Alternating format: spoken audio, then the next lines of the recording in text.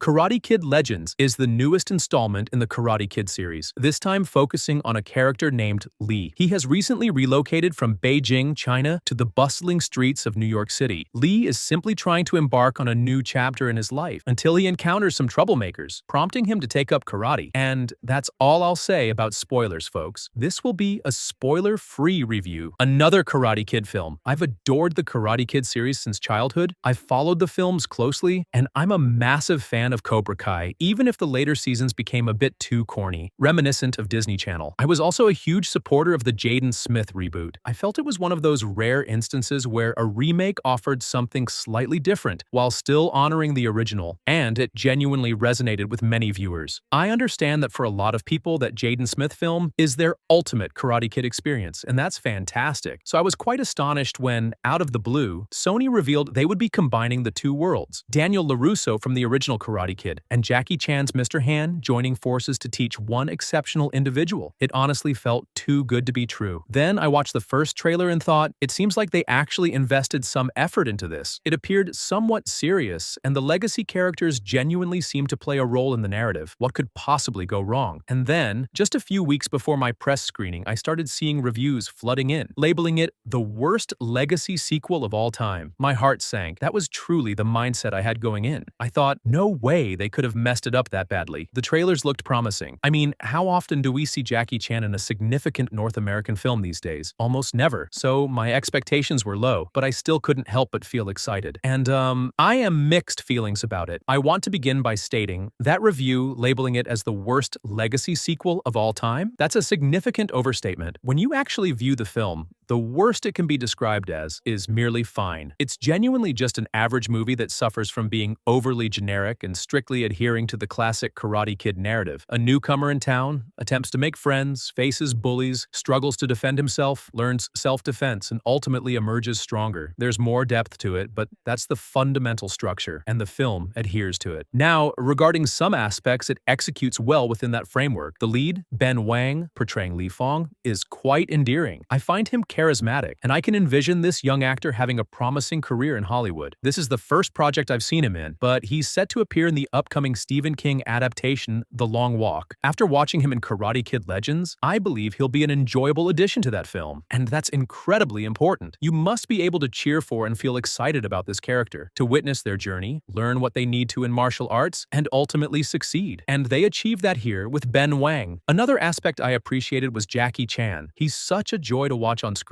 If you're like me and admire Jackie Chan, every moment you spend with him on screen, you'll find yourself smiling. Whether he's performing kung fu, sharing wisdom, or delivering that perfectly timed humor that Jackie Chan has perfected, it's simply delightful. I even experienced a bit of a fan moment watching Jackie Chan's Mr. Han interact with Ralph Macchio's Daniel San, both serving as mentors, assisting this young kid. In a peculiar way, it truly resembled Spider-Man, and I treasured those moments of screen time shared between these two icons. I also appreciated the visual style of the film. It showcased New York beautifully. Recently, there has been an abundance of films with a harsh, digital aesthetic, but this one managed to create a warm and inviting atmosphere. Thus, while watching the film, I found nothing about it to be offensively poor or outright terrible. It simply fulfilled the expectations of a Karate Kid movie. A fight scene here, a character facing bullying, a training montage, and the climactic tournament. I believe that casual fans of the Karate Kid franchise will fall in love with this film and enjoy it the most. I'll even mention that by the time the final fight rolled around and the movie concluded, the audience was clapping and cheering. They were really engaged. I think many general moviegoers will perceive this as a feel-good film. We often joke as Karate Kid enthusiasts that Cobra Kai became quite cheesy and corny. This movie has a touch of that, and it does have its cheesy moments. It definitely leans towards being family-friendly. I wouldn't say it reaches the level of corniness found in some of the later seasons of Cobra Kai, but it does include those charming moments. Overall, the film plays it very safe. This cautious approach rendered the movie quite predictable. It was easy to foresee its direction, which somewhat diminished my excitement for the overall narrative. However, for many others who simply recall the original Karate Kid film, or the one featuring Jaden Smith, they'll think, I remember Karate Kid. Let's check this out. And they will likely be very satisfied with it. However, if I delve into my criticisms and the aspects that I believe truly hinder this film, oh boy, do I have some grievances to air. And you know me, I'm the master of meticulous complaints. So, as I mentioned, I genuinely believe that general audiences audiences or casual viewers familiar with Karate Kid will enjoy this film. Yet, I think the die-hard fans, those who are well-versed in all the films, have watched every season of Cobra Kai and embraced the Miyagi-verse, will likely be the most let down by this film. To me, Jackie Chan has a fair amount of screen presence, and he contributes to the story in a significant way. You see enough of him, but Ralph Macchio, grossly underutilized. He hardly feels like a character and is primarily there for the nostalgic connection. And speaking of Jackie Chan, if I'm being completely honest, his portrayal in this film feels nothing like his role as Mr. Han in the Jaden Smith Karate Kid. There's a stark personality change. In this film, Jackie is more playful, open-minded, and silly, and while he does have moments of insight, it feels entirely different from Mr. Han's demeanor in the reboot. And once again, that's something only true fans of the franchise will pick up on, but I did notice it. I also feel that the film somewhat misses the essence or charm that makes a Karate Kid story engaging and enjoyable to watch. It's that element of witnessing someone who knows nothing about karate, who's being bullied, who's an underdog, navigate that journey, learn, and ultimately become the one who triumphs. This film lacks that. You begin with a character who is already proficient in fighting. He possesses considerable skill. Then, he encounters someone who is just a bit better than him, prompting him to improve slightly. The film attempts to unify its themes with the idea of two branches of the same tree, showcasing the convergence of two distinct fighting styles. However, there's an unexpected subplot featuring Joshua Jackson as Victor, the father of the romantic interest. He runs a pizza shop and is in need of money. He notices this kid skilled in kung fu and hopes to merge it with his boxing to triumph in a tournament and make some cash. Thus, midway through the film, the main storyline is interrupted to introduce a boxing rendition of Karate Kid. It felt like two separate films colliding into one. Once again, it failed to capture what made Karate Kid unique. Both main characters are already fighters. They merely need to enhance their skills. That significant leap in development, that underdog narrative, the emotional journey, it's somewhat absent here. It lacks the same emotional resonance as witnessing Daniel make that leap, or Jaden Smith's character, or even Miguel from Cobra Kai. The same criticism applies to the antagonist. Utterly unimpressive, he embodies the most cliched "I'm angry because I'm evil" trope. There's no depth or intrigue. He's simply furious because the new kid is conversing with his girlfriend. It's a rehashed storyline from the original, but unlike Johnny, this character lacks nuance. Johnny had charm and enough background that we came to care for him. They even created a TV show around him. You won't see that happening with this character. Now, martial arts. That's what you came for, right? There are two ways to characterize it. The choreography is impressive. The filming, however, is not. It's all compromised by the shooting and editing style. Exciting fight scenes are unfolding, but the camera cuts every 2 seconds. You can't fully appreciate the action. There are flashes of impressive moments, but much of it is fragmented, preventing you from enjoying the full experience. Regarding the love interest, portrayed by Sa-Tai Stanley, their chemistry is decent initially, but as the film progresses, it feels quite forced. The relationship just doesn't resonate. The film also seems very rushed. At an hour and 30 minutes, it rapidly moves through the story beats, ticking boxes, without allowing moments to breathe. There are some good side characters. I appreciated the dad and the friend who assists Lee with studying, but none are given enough depth to leave a significant impression. Honestly, that's my take on it. I didn't dislike it. I didn't have a terrible experience. However, it won't be anything memorable. In the broader context of Karate Kid projects, this will rank lower, as there are more memorable entries that explore the Karate Kid narrative